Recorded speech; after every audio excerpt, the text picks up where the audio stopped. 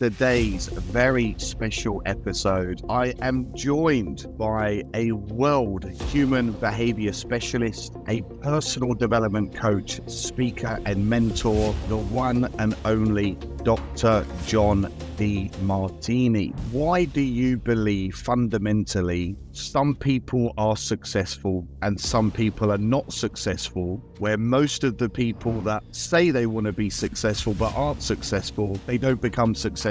What are those fundamentals, Doctor? When I was 23, I asked that question. Why is it that some people walk the talk and others live their life? Why is it that some people do what they say and others don't? That every human being has a set of priorities, a set of values that they live their life by. Most people, are unconscious of what these really are. When I first got my shingle and hung him out in the health field many years ago, I was doing everything. I was a generalist doing whatever it took to grow the business. I was committed to growing the business, but I was doing everything. I made a list of every single thing that I did in a day over a 3-month period. There's different days I did different things, but I put them all in there. I wanted to look at how I was actually using my time. Because your time is your life. How am I actually spending my time? How would you sum up happiness? Okay, welcome to Liam J. Ryan, the Deal Maker, and in today's very special episode, I am joined by a world human behavior specialist, a personal development coach, speaker, and mentor, the one and only Dr. John Demartini. This is going to be an incredible episode where we're really going to call you to a higher place, keep you accountable, and really give you some great insights on how you can be more successful and live the life that you truly deserve and desire. So welcome to the podcast, Dr. John Demartini. I believe you're floating somewhere in the world right now. Could you just explain where you are? I am literally going from the Philippines, Malkuya Island, over to Makassar, which is in Indonesia, another city in Indonesia. And I'm at sea on my ship. So I'm sailing right now. Right outside the windows here. Wow, great. And when you talk about the ship, what is the ship, and how come you live on a ship? For about the last 23 years, I've been living on the ship called the World. It's a private luxury, a condominium ship. It's one of a kind. It's the only one in the world. And it's just a 6-star luxury, magnificent place to live. And I can only say I'm thankful that I've once lived on the streets and now I get to live here. But I just sail around the world and I do my presentations and write and do consulting and do everything I can from here. And sometimes I'm off staying in hotels somewhere doing live presentations, but this is where I live. Wow, incredible. So it's right in saying that you have worked with many successful people around the globe over many, many decades. Why do you believe fundamentally some people are successful and some people are not successful, where most of the people that say they want to be successful but aren't successful, they don't become successful? What are those fundamentals, Doctor? Well, when I was 23, I asked that question, that very question. Why is it that some people walk their talk and others live their life? Why is it that some people do what they say and others don't? And I pursued that question and came to the realization that every human being has a set of priorities, a set of values that they live their life by. Most people, are unconscious of what these really are. They have a fantasy about what they wish they would be, hope they would be, think it should be, or ought to be, but they're not really in touch with what is really important to them and what their life demonstrates is actually meaningful, priority, and important. So if an individual identifies what's truly most important, prioritizes their life, and lives congruently according to what is really most important, most priority, and fill their day with the highest priority actions that really inspire them, they build incremental momentum towards obtaining what it is that they think about most, which is a reflection of that highest value. So if a person is not congruent with that and not prioritizing and delegating lower part of things and sticking to the thing and dedicating to the thing that's most important, they're going to be a limping life and not a walking their talk, because they're not going to stay focused on it. Only in your highest values are you spontaneously inspired and disciplined to fulfill what you're striving for. So if you look carefully, and I've been blessed to do this now for 46 years since I did that, I'm 70 this year. So I've been watching, and I've met, like you said, thousands of people that have global impact. And the ones that are congruent are sustainable, and the ones that aren't are volatile, the best way to describe it. They go after a fantasy. And the reason being is because whenever you're living by whatever's highest in your value, the blood glucose and oxygen in your brain goes into the forebrain, where you're more objective, you have strategic planning, you execute the plans, you mitigate risks, and you follow a strategy. And they're using your systems to thinking, which is thinking before reacting. But whenever you're not living by highest values, by lower values instead, the blood glucose and oxygen goes into the amygdala, the subcortical area of the brain, where you're impulsive and instinctual, where you seek and avoid and get distracted by fantasies and nightmares, and are transient and immediate gratifying individuals instead of long-term visionaries. And those individuals go after a fantasy, then find out that life's not as easy, and then they go off on the next fantasy, and they go to the next fantasy, and they want to get rich quick instead of get productive long-term and invest in quality assets. And they're off to the next fantasy that's going to make them quick fixers. And so those people don't thrive. McGregor in 1960 called them Theory Y and Theory X people. Theory Y were intrinsically driven individuals, and Theory X were extrinsically driven individuals. If you need motivation to do what you say is important, it's not important. I don't need motivation to teach, research, write, and travel, which I've been doing 52 years. I love that. I do it spontaneously. I've delegated everything else off my plate, so I don't have to do anything else. So I just stick to my core competence. And when people do that, they excel. They become masters of their field, captains of their ship, and take command of their destiny. Wow, that's incredible insight. So, if someone's listening to this now and they're not in a place of fulfillment, they're not following their dreams, they're feeling frustrated, they're in a job they don't like, they're in a relationship that they hate, they're not quite sure, Doctor, of what their values are or their destiny is. How do you help individuals determine their true values? Well, 46 years ago, when I started pursuing that, I looked at the literature that was available on axiology, which is a study of value and worth. And frankly, what I saw in the literature was what Nietzsche called is versus ought. In other words, it was what you ought to be instead of what you are.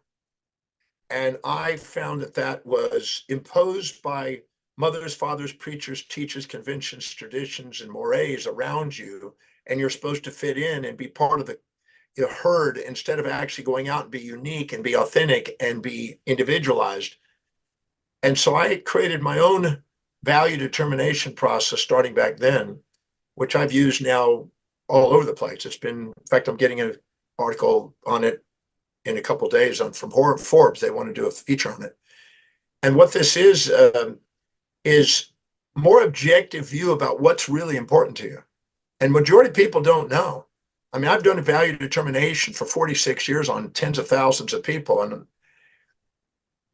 maybe 1% know their values if they're lucky. So if you want to know what your values are, if you go on my website, drdemartini.com, there's a free value determination process. It's private, it's public. I mean, it's private for you, and you can go over it again and look at it again after you've done it. But what it is a series of very concise questions. For instance, if you look carefully in the study of proxemics on what people keep in their space, you'll find out when something's extremely valuable, they'll keep it in their space close to them within their intimate, which is 18 inches to 4 feet, which is their individual space. So something that's really, really, really, really important, you keep near you. For instance, this computer that I've got in front of me is literally 18 to 20 inches away from me most hours of the day because I live on my computer. So I interact with it, sensory, and I motor, and I use my fingertips and type, and I'm learning from it. I'm engaged in this item. If you look very carefully at what you fill your space with, your intimate and personal space, which is within reach of your hands and really within 18 inches of you, and what do you fill that space with, that indicates what you value. Because something that's really valuable, you keep close to you. Something that's not, you discard. If I was to give you something that had zero value, you'd say thank you and smile, and then you toss it. But if it's something that's really valuable, you keep it close to you. A diamond ring to a woman that's married, that loves the guy, is going to wear it, not going to take it off easily. But something that's not valuable, it's discarded. So the first value determinant is space. How do you fill your intimate and personal space? And what's the items? And what is the dominant use of them? Because the dominant use, now, the dominant use of my computer is teaching. The second most dominant use of it is learning and researching. I'm a teacher and researcher, so my items reveal what's important to me. My phone I use also for research. I'm looking stuff up on the phone constantly. So I look at what my space is. The second value determinant is time. You find time, make time, and spend time on things that are valuable to you effortlessly. But you have to be motivated to spend time, make time, and use time for things that aren't. So look at what you spend your time on spontaneously. I research every single day, and I'm teaching every single day. Literally 7 days a week, I'm teaching somehow. I'm writing an article, doing a podcast, doing an interview, doing a webinar. I'm educating and I'm learning and researching every day. So my time reveals what I value. My space reveals what I value. The third thing is energy. Whenever you're doing something high in your value, your energy levels go up. Whenever you're doing something low in your values, your energy goes down. So what is it? What are the top three things that energize you most? I already know mine. It's teaching, researching, and writing, and traveling. Because I travel. I've gone 21 million miles of traveling. I've probably got a record in the world. So I travel nonstop, either flying on the jet or I fly in I'm sailing in my ship. So I look at what my life demonstrates that energizes me, and it's teach, research, and learn, write, and travel. Wow. So you look at what it is that energizes you most. The fourth one is money. You find money, you make money, and you spend money on things that are valuable to you, but you don't want to spend a dime on something that has zero value. So look at where your disbursements are, and where most of your money goes is what's most valuable, and where least is what's least valuable. And look at the hierarchy of how you're spending your money. Your hierarchy of your values is dictating how you financially spend your money. If you have a high value on consumables that depreciate in value and nice dinners and nice stuff, then and not buying assets, you're not going to be financially independent. You're going to have a nice lifestyle, but you're not going to be financially independent. You're going to be working as a slave all your life instead of having it work for you. So the hierarchy of values is dictating your financial destiny. So look at how you spend your money. Where is it going? Most of my money goes to asset accumulation and buying assets. It's just the fact. So I'm a wealthy guy financially, and it's a passive income. The fifth one is where are you most ordered and organized?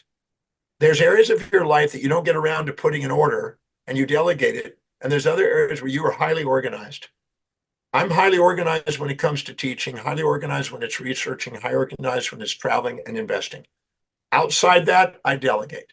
I don't do anything else except the things that I love doing. So I've delegated it. So look at where you're most ordered and organized.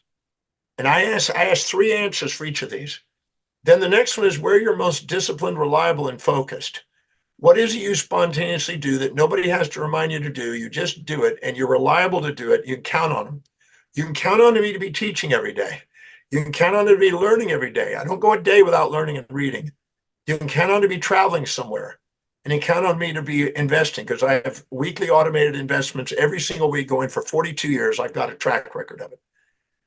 So you can't rely on me to be driving a car. I haven't driven a car in 35 years almost. You can't count on me to cook because I haven't cooked since I was 24. You can't count on me to go out and socialize and go get drunk and stuff like that because I don't do that.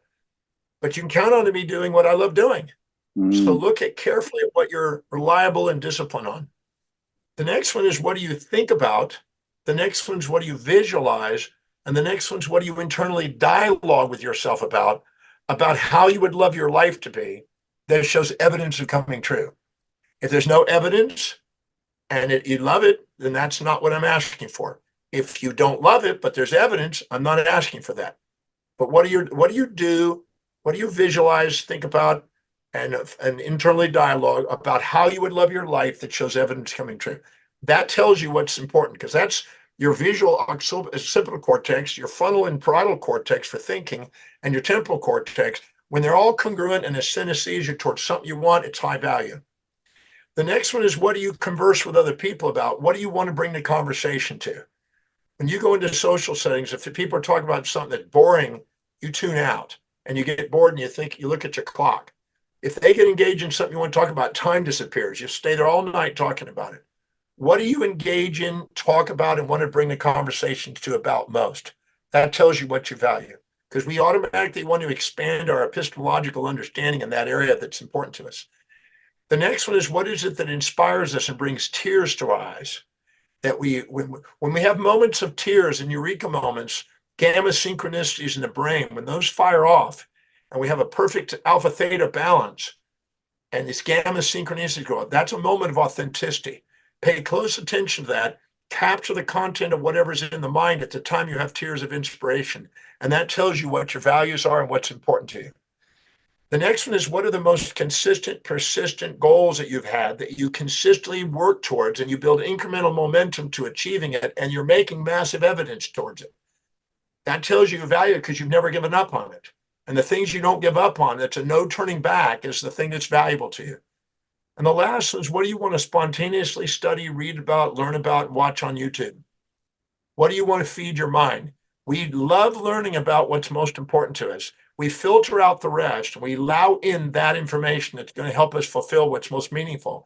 And whatever is highest on our value is our teleological purpose, our epistemological area of expertise, our ontological identity, and the thing that we feel is our own real mission in life.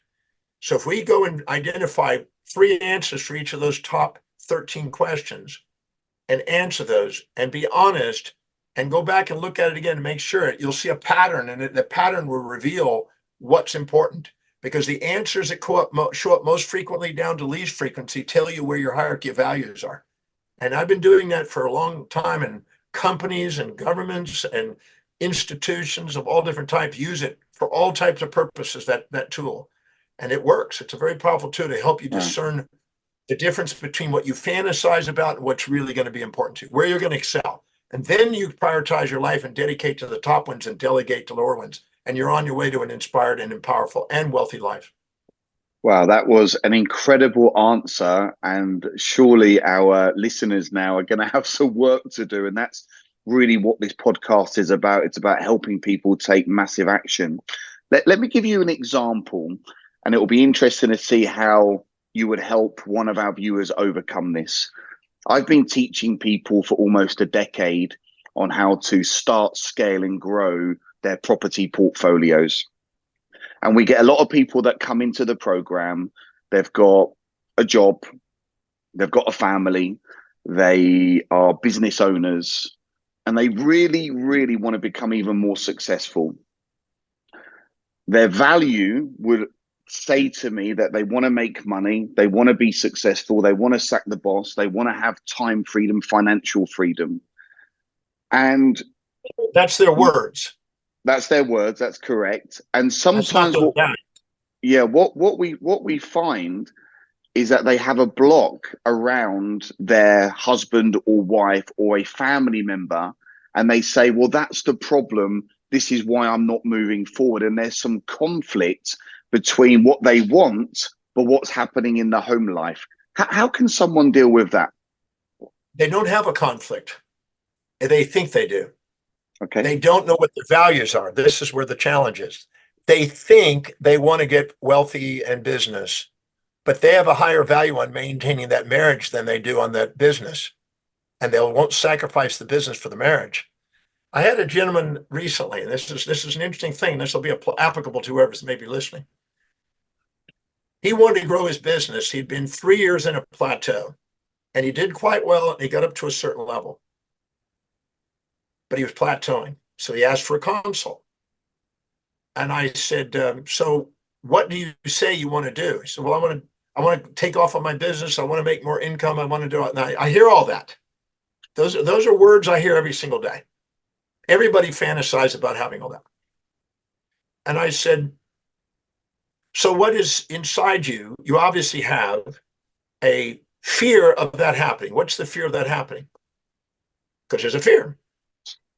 And he says, I think I know. And I said, what? He says, 3 of my buddies scaled up their business and they end up in a divorce. And as a result of it, half their business got chewed up by the divorce. And then all the assets had to be paid off and they had to kind of start over. And I don't want to lose my wife. I don't want to divorce my family. I swear I would never do that, which means it's higher on his values than the scaling of his business at that moment. And I said, anytime 2 values appear to be clashing, then one of them is a true value and the other is an injected value, comparing yourself to other people that are successful in finance and business. But that's not your values, that's their values, but you're comparing yourself to them and injecting those values and expecting yourself to live in those values and beating yourself up, because the truth is you have a value on your family. He said, well, is there anything I can do about it? I said, absolutely. Anytime 2 values are closer together on the value hierarchy, they enhance each other. Anytime they're farther apart, they hinder each other. And right now they're too far apart. And so you can't see how building your business is going to do anything except destroy your marriage. And so you're going to have a brake on, even though you got a gas pedal. You say one thing, but your life is demonstrating another. Your hierarchy of values is dictating your destiny. Your values are really more on your family right now than on your business. So we now have to ask the question to link them. How specifically is doing the action steps proven to scale up the business going to help your wife fulfill what her values are? He goes, I have no idea. Then you won't do it. Very, very interesting. So how is the proven action steps that you got that you know will give you your growth from your mentor, your coaching, your reading, from your experience, whatever, your buddies or whatever? How are those action steps going to help you fulfill your wife's highest values? Because if you can't see it, you're gonna take no action because you don't want to undermine your wife and have her bitching at you. So what's the benefit to her if you can't see it? So I made him find the benefits. Because if you scale up your business and you prioritize things and delegate things and make more income and delegate more, you can buy time for the family. If you do that and talk in terms of growing the business on the terms of your wife's values, that way, if her highest value is her children and the college for the children and the travels on vacation and these kind of things and the nice home and the nice clothes and whatever her values are, if you talk and how growing my business will make sure the kids will get to college, making sure that I grow and triple my business and make sure we take our vacations. If you talk in terms of their values, you're free. Once her values are met, she gives you freedom to do what you want to do. But if you can't see that, you can't articulate that, and she can't see that, she's going to stop you and you're going to do everything she can to undermine that and threaten you. So you got to communicate. She's a customer. Your wife's a customer or a spouse. If it's a woman running the business and the husband's at home, your wife or husband and spouse is a customer. And if you don't communicate what you want in terms of the customer's values, they go somewhere else. So right. Linking values, how specifically is her top 3 values helping you grow the business? And how specifically are the proven action steps helping her fulfill her top values? I linked those and we end up with 70 links, 70 correlations. That's all. 70 links where he was all of a sudden now going, if I do this, my wife gets what she wants. If I spend time with my wife, my business grows. He made the links. He tripled his business in 6 months, tripled it in 6 months. Once his mind was freed of that conflict in the value structure, because he now saw that what he wanted with his wife was now doable by building his business. Wow. Wife was higher on his values than he thought. But he thought he's saying the words, I want to grow my business, scale my business. but his fear of losing his wife was higher on his value list. And we showed him that by doing the value determination. Once he saw it, he goes, no wonder I'm not growing my business, because the second I see it, I grow, I'm going to undermine what I value. And that's why you hesitate. You procrastinate, hesitate, and frustrate on anything that's going to undermine what you value most. So being aware of what his values are and then linking those values and seeing that those could be both done, all of a sudden his freedom took off, tripled it. And you know, having explained that so well, you can now use this with any type of conflict you feel you have. I want to become really wealthy, but how about spending time with my children? And then there may be some guilt around not spending as much time with your children. So based on what you've just said, Doctor, you gotta package your children and make a good price. Get a good price for them. Get a return on your investment. But it's becoming very evident that it's not just about your values. It's about understanding the values of people that you care about in your life, your wife, your children, your husband, business partners. Would you say that's really important? Yeah. Okay. So let's just put this in context on the development and evolution of business. At one time, business was you build a business, you try to meet the needs of the customer, you compete, and you make a profit. But then it started to go, well, now we've got taxes we got to pay. And now we've got the ecologies come in now. You got to make sure that you're growing a business that doesn't undermine the ecology. Then you got shareholders and you got stakeholders. And as more people get in the mix, then you got employees. Employees started putting unions if they didn't get what they wanted, right? In the industrial era. Anytime you're not meeting the values of anybody that's impacted by the business, you have to learn how to communicate the value of what you're doing in the business that you want to scale your business up with in terms of all those values of those people and how meeting those needs of those people help grow the business. If you can't, you're guaranteed to hit another obstacle. Anybody that you perceive that you can't help fulfill their values, they're going to put up an obstacle to resist you from growing. And if you value them, you're going to shut yourself down. Is this one of the reasons why you meet a girl or you meet a boy or you meet a business partner, and in the early days you all love each other and it's all roses and hunky dory? What and then there's this conflict, and then there's divorce, and then business partners separate. Well, why is this? You fell into the fantasy that this person's got more advantages and disadvantages. And and this is gonna shock people, but there is no such thing. This is the delusion that people have when they're living in their amygdala. The amygdala wants a prey without a predator, and it wants a pleasure without a pain, and a positive without a negative, and a nice without a mean, and a kind without a cruel. And if it sees a prey, it has a false positive on the positives and a false negative on the negatives, and it sees something that's not there and doesn't see something that is there. And then it eventually wakes up days, weeks, months, or years and go, oh my God, this is not what I thought. And you were blind. And this is exactly why Warren Buffett said the wise people do what up front, what the not wise people do at the end.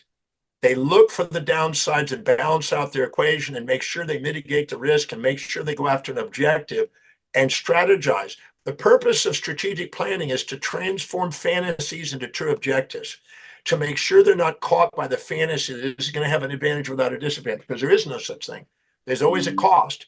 And if you can't embrace both sides, don't expect to manage, real wealth. Look, people think, well, when I get wealthy, then I'll be happy. No. When they get wealth, they got a new set of challenges. They got to manage their kids without giving them entitlement.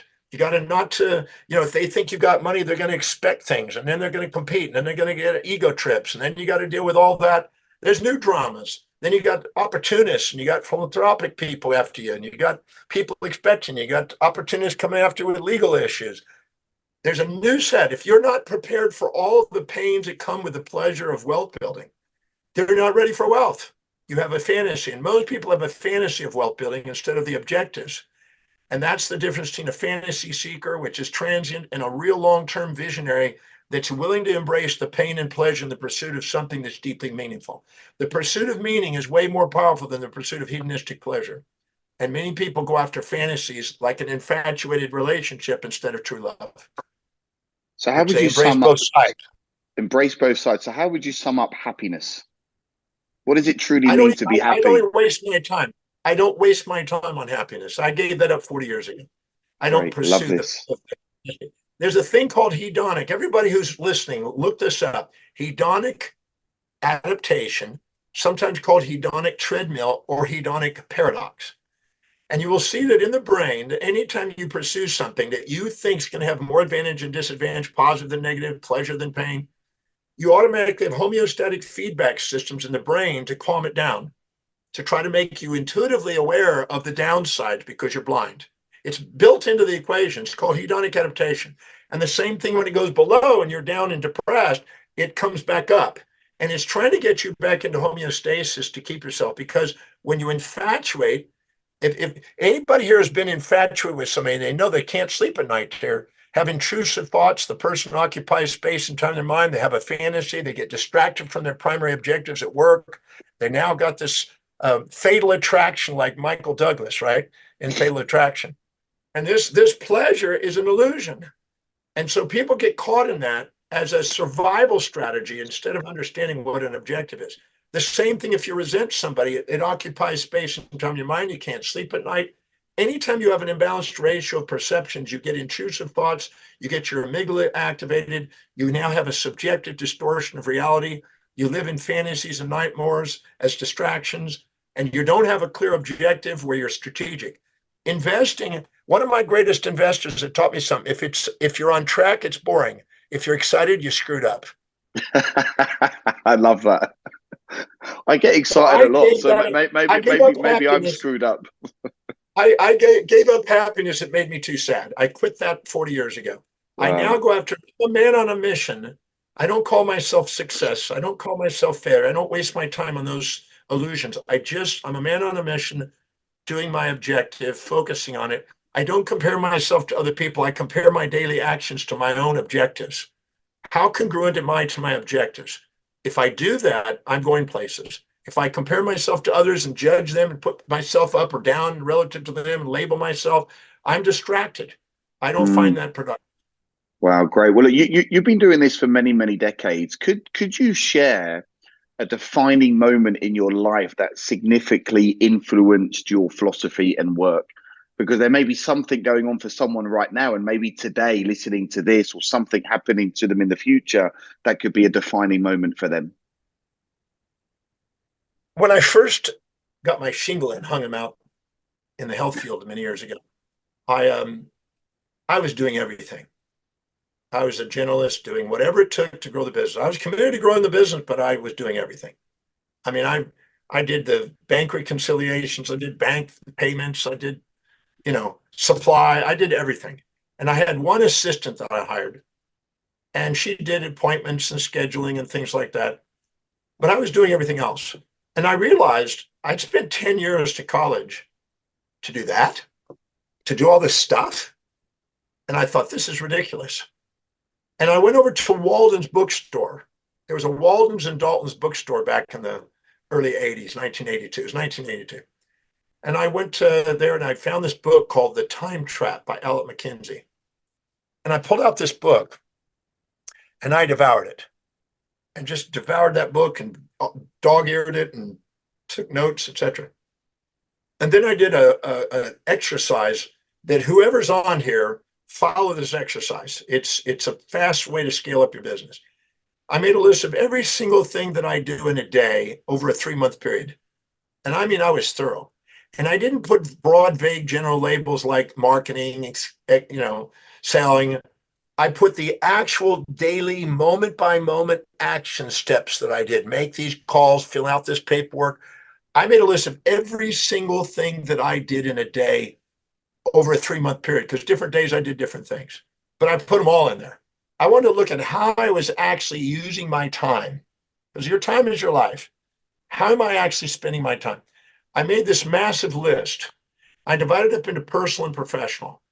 And as I was doing that, my intuition was whispering, no wonder I'm frustrated.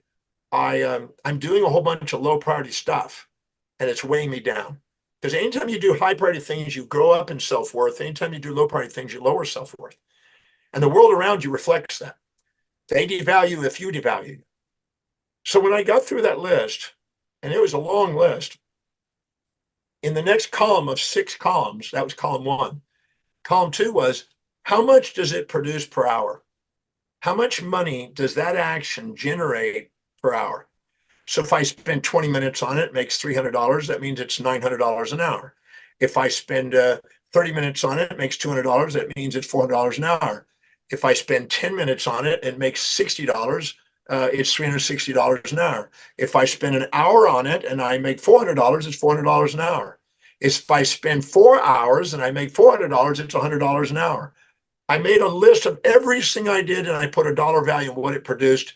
And if it was a combination of things that made up something it produced, I broke it down into best I could into what I thought its production was. When I got through, I found out that over 30% of what I was doing was zeros. Nothing, no value. Now, the value means if they're paying you, that means you're doing something that meets a need of another human being. Productivity is serving some need that they're willing to pay. If they're not willing to pay anything, it has no value. And you're devaluing your time and your energies and space. So when I got through, I immediately decided I'm charging for certain things that I wasn't charging for. I valued myself there. And then I realized that I'm doing low priority stuff. And every time I'm diluting my value per hour, my time. And a lot of them were non-leverageables, my time. And I looked at which ones were leverageable and which ones are not, which ones I could delegate leverage and others I couldn't. Then on the third column, I wrote down on a 1 to 10 scale, meaning. How much meaning does each of these items have? If it's something I can't wait to get up in the morning doing, I'm thinking about it, I'm dreaming about it, I'm inspired by it, I can't wait to do it, so people can't wait to get my service, it's a 10. If I'm going, oh, I got to do it, I have to do it, I must do it, and it's a duty and not a designed inspiration, it's a 1. And I put on a scale. And then I prioritize that list according to meaning, from a 10 down to a 1. And I was blessed. Some of the ones that produced the much per hour were also the ones that had the most meaning. So I was really blessed. Not everybody gets that blessing, but I saw where I need to be going. And I found out that me speaking in front of people was more leveraging than clinically doing the work in the clinic. Going out and speaking was more powerful at producing more than it was me actually being in the little trenches doing the cubicle clinical work, which was an eye-opener because I thought I'm going to go and become a doc, but then I realized that that's actually going to interfere with my outreach in the world. So that was an eye-opener. Then I went to the fourth column. How much does it cost to delegate that to somebody who's more competent than me, who's more excellent than me, more capable than me, who has it highest on their values that they will spontaneously do so I don't have to micromanage? And what would that 2 costs be? Not just their salary, their space usage, their training, their bonuses, their insurance, their parking, every detail, down to the penny, the equipment, etc. Even the plant maintenance, everything. I broke it down and itemized those. I went really meticulous in that to find out what the costs are. And then I looked at the spreads on what produced and what cost. And then I prioritized it by spread, because then I knew I could leverage and extract surplus labor value out of labor by doing that. And in the process of doing it, go on to do the very highest priority things that produce the most and allow people to do the things that allow me to get the most out of their work. So I had the least amount of risk hiring people. In the process of doing that, the next column was how much actual time per day it was. So when I put the job description together, I know exactly what they're going to be doing with their time. And the last one is the final prioritization, factoring all the variables. Once I did that, I layered every one of those things into layers, and I put together job descriptions layer by layer by layer. The last one that I delegated was the ones that I do so I can duplicate myself. And all the ones that were trivial, I got off my plate first. And I layered it, hired people. I went through 3 people to get the first person, 2 people to go the second one. After that, I get better at hiring. And I eventually layered that out and got rid of it. In 18 months, I had a little 970 square foot office with 1 little staff member when I read that book. I had 12 staff members, 5 doctors in a 5,000 square foot office, making 10-fold increase in 18 months. 18 months from start. I scaled up. I liberated myself, made more income, doing only what I really love to do now. And I said goodbye to all those other things, and I've never turned back. I only teach, research, write, and travel today. I delegate every single thing out. If my girlfriend, I go up to my girlfriend, I said, listen, my highest level of mastery is not in the lovemaking. If I got George Clooney to take care of lovemaking on my behalf for you, would you still love me? I'd love you even more, honey. Outsource the love making. Love that. I'm teasing. I'm teasing about that piece. Happy wife, happy life. So this illusion that people say, this objection, I hear it all the time in the property wealth space. I don't have the time, is just BS, right?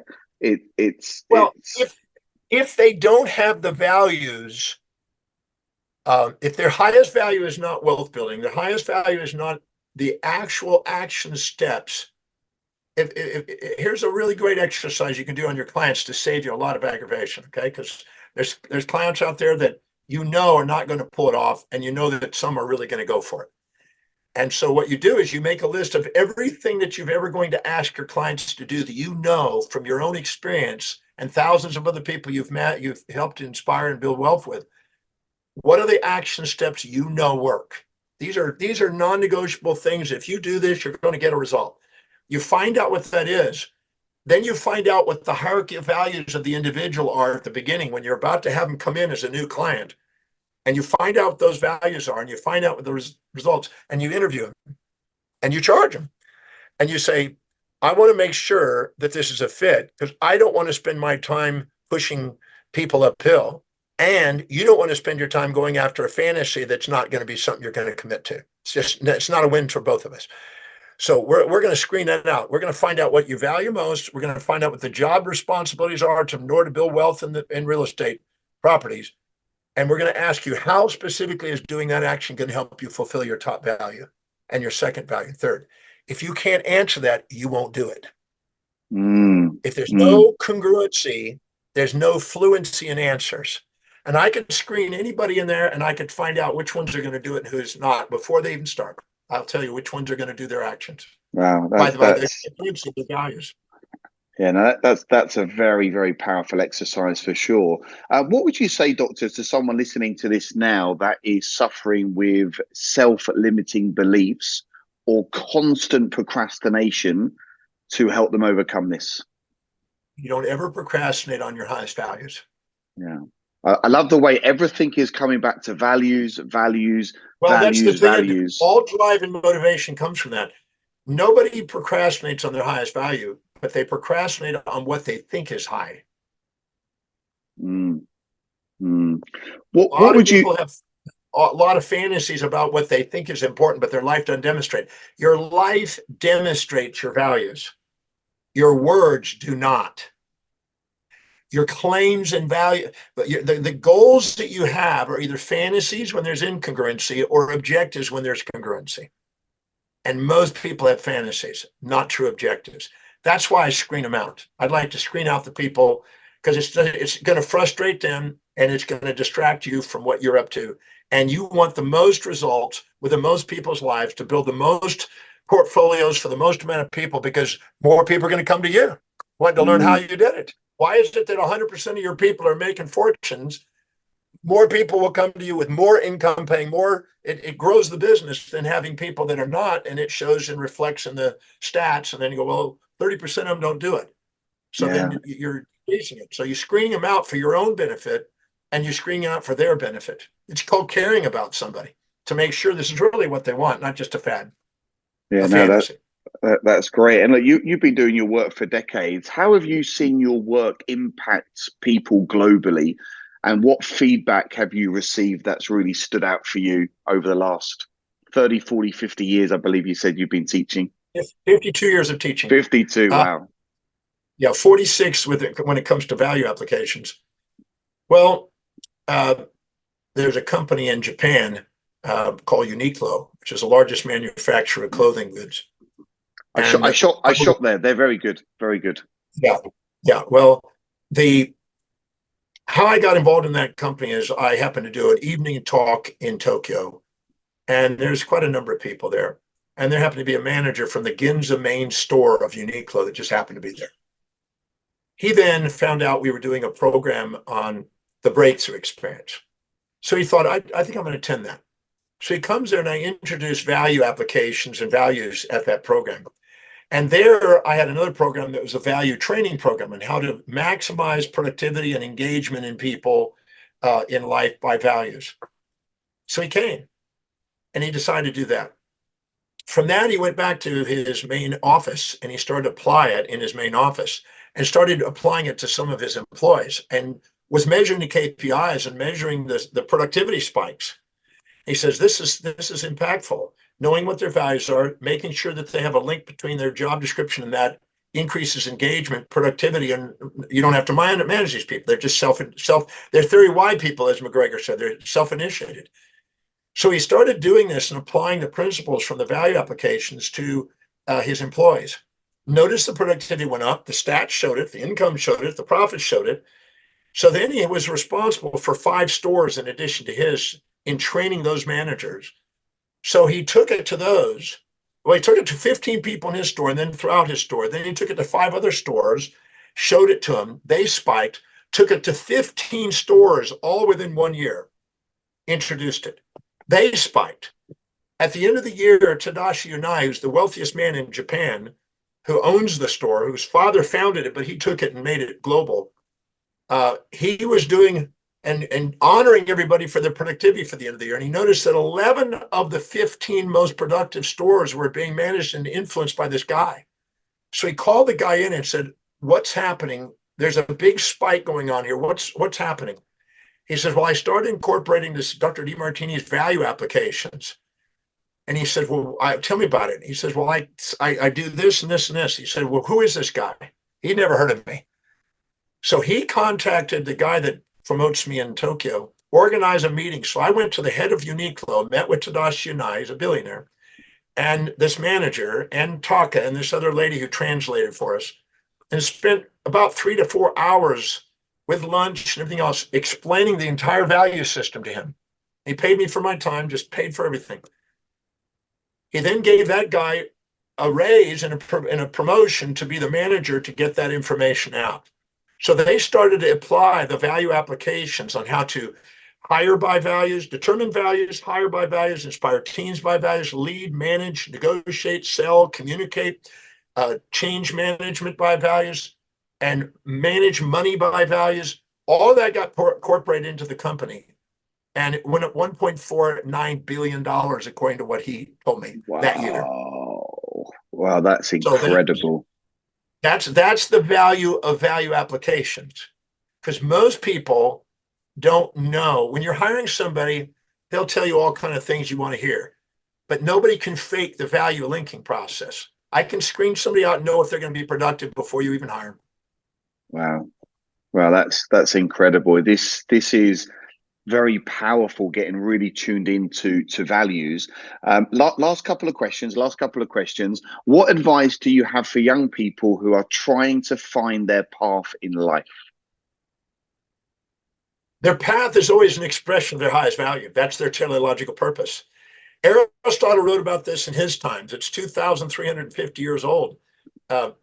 He called the highest value the telos, and the telos is what Napoleon Hill called the chief aim.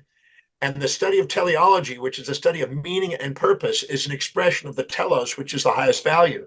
So knowing what the highest value is, where people excel, this is where they're most meaningful, most productive, most inspired, most spontaneous, most expanded in awareness, most knowledge and core competence. This is where they excel. So finding that out and then targeting them to go in that direction. There's 20 universities in Tokyo, well, around Tokyo, that one guidance counselor who came to the training program on the value applications started incorporating it at the universities on guidance counseling.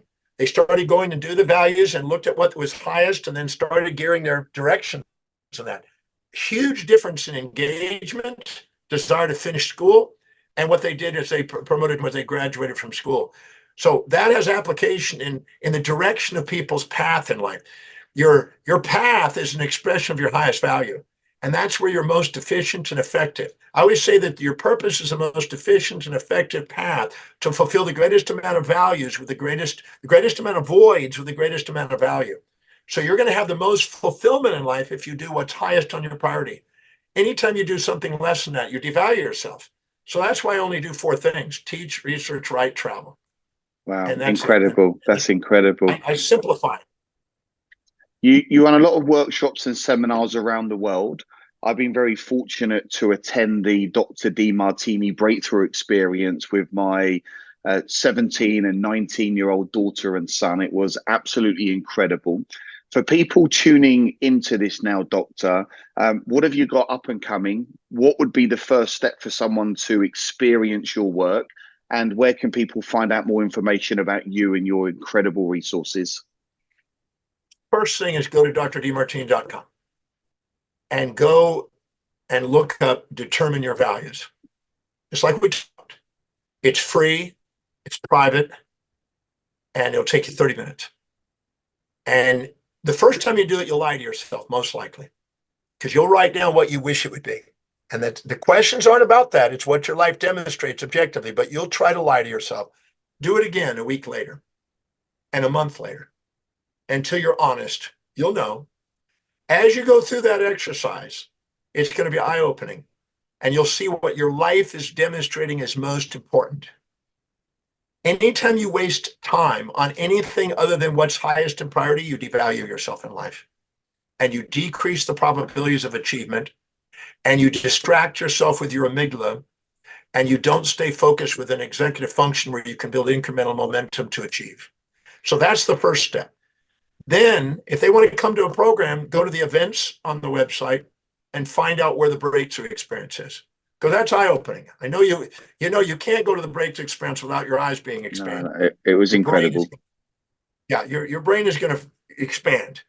And I have lots of courses. I have 80 courses that I teach, but that's my entry course, the breakthrough experience, and how to break through the so-called beliefs. See, the limiting beliefs are nothing but injected values by outer authorities you've subordinated to. The second you minimize, think about this: when you meet a girl that you really got the hots for, the first weeks or so you're with her, you sacrifice what's important to you to be with her for fear of loss of her. And so anytime you put somebody above you and you infatuate with them, you inject their values, and you cloud the clarity of what your mission is, and you sacrifice what's important to you to be like them. So anytime somebody is admiring somebody out there in business and intellect or wealth or whatever, and subordinate to them and put them on a pedestal, they just clouded the clarity of their own mission and lost sight of who they are. That's why envy is ignorance and imitation is suicide, as Emerson said. And we're not here to compare ourselves to others and put people on pedestals of pits. We're here to put them in our heart and to stand on their shoulders as giants instead of in their shadows. So people, instead of comparing yourself to other people, distracting yourself, trying to be somebody you're not, second at being number of who you are, just focus and compare your actions to what you value most. Watch what happens. It's a massive difference in trajectory. You know what? Absolutely incredible advice. Fantastic resource. I just want to say a massive, massive thank you for giving us your valuable time on the Dealmaker podcast. It's been absolutely incredible, and I really hope to have you back at some point in the future. That would be fantastic. And thank you for the opportunity to be with you and your lovely people that are listening in. So thank you for coming to the breakthrough experience, and also for giving me the opportunity to be on your show. Thanks. Brilliant. Great. Well, look, there we have it. Dr. John Demartini. What an incredible, incredible individual. I really hope that you've got some golden nuggets and some actionable steps in this podcast. And what I would recommend you do now is follow the advice from Dr. Demartini. If we can do it, you can do it. And I look forward to seeing you in my next episode.